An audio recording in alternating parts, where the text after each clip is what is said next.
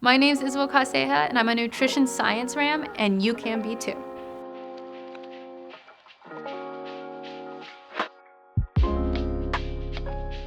In high school and before CSU, my favorite subjects in school definitely stemmed from science. I loved STEM in general, but what really fascinated me was actually the human body and how it operates. And that stemmed from actually being a dancer. And so it moved into kind of like the physiology of the body, and then I actually started thinking more about the nutritional factor of it, just because dance surrounds a lot of disordered eating, and I wanted to know how can we as people get that away from it, how can we get that stigma gone. For introductory courses, as a nutrition major, you're starting with your basic nutrition, so you're learning what a carbohydrate is, you're learning what a protein is, a fat, you're learning what an antioxidant is, going into more of the chemistry side, going into the biology side. But I'm currently in medical nutrition therapy, and I'm seeing, okay, if we are dealing with patients who are dealing with cancer, dealing with obesity, diabetes, cardiovascular disease, what does it mean to have a low-fat diet? What does a low-fat diet even look like? And what can we as dietitians do to help them and meet them at that spot?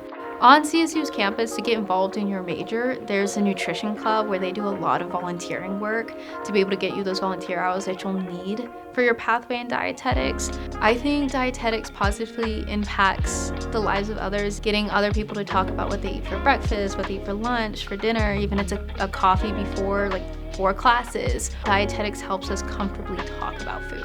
If you choose to major in this career path, in dietetics, specifically RDNs, there's a bunch of opportunities. You can go work in a community, so you can be a part of an elementary school and help kids eat dairy, eat protein and carbohydrates, and figure out meal plans there. You can also work in a clinical setting, helping people deal with obesity or type 2 diabetes.